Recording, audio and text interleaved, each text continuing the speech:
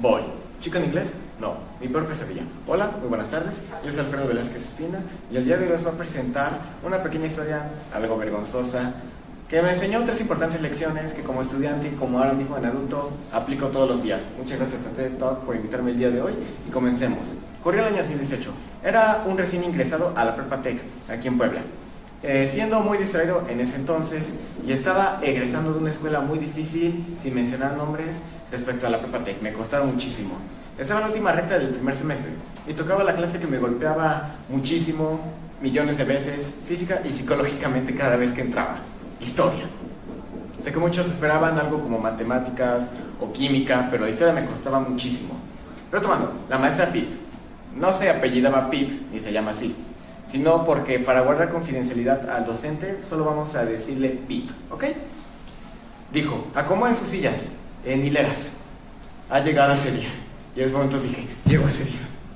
El día del BOY. El BOY como tal es una actividad que vale el 20% de la calificación final. Es todo o nada. Ese BOY, como tal, yo le tenía muchísimo miedo porque los profesores nunca habían dicho en qué consistía, si era un ensayo, si era salir a correr, si era tal cosa, pero valía muchísimo y no había forma de prepararse para él como tal. Ese era el chiste, esa es sorpresa, no recuerdo las siglas de BOY, pero es B-O-I. Y el chiste es que entré a Canva, ahí nos dejaron la actividad, era completamente electrónica.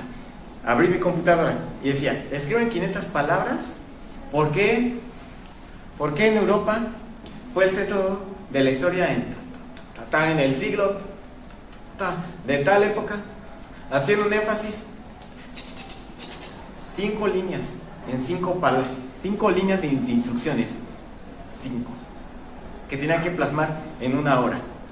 Y lo peor es que en el mayor pico de mi estrés de toda mi vida, Pip dijo, y quiero el BOY en mi escritorio para el final de la clase impreso. En ese entonces ya me quería dar por vencido. Sin embargo, una parte de mí me dijo, no, toca rifarse, hay que hacerlo. Y entonces empecé a escribir, y escribir, y escribir, y escribir, hasta que me dio unas 50 con 503 palabras en el contador de Word, siendo 3 mi nombre, se cumplía esa parte, y salí corriendo, agarré mi computadora y salí corriendo hasta la impresora del primer piso. Y un amigo me dijo, ya no hay hojas, cámara.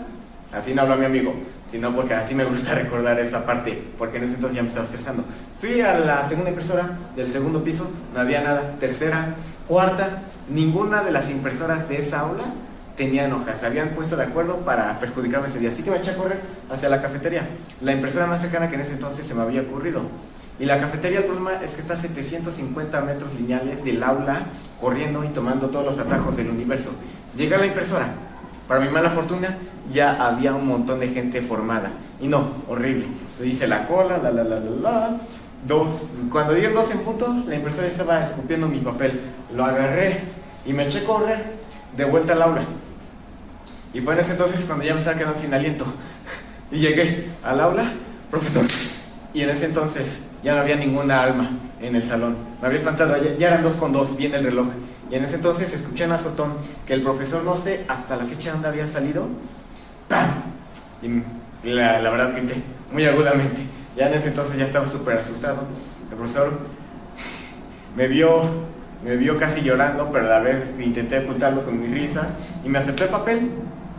Además de tardío, tenía una pequeña rasgadura porque les recuerdo que el momento que salió de la impresora la arranqué con este movimiento y ya, esa fue mi historia. Me puso 90 de calificación, final feliz se podría decir. Y de lo que me llevaría de esta historia serían 3 enseñanzas, tal como dije previamente. La primera, siempre toma asesorías, esto va para más los estudiantes. Siempre toma asesorías, no hay ninguna vergüenza en ello.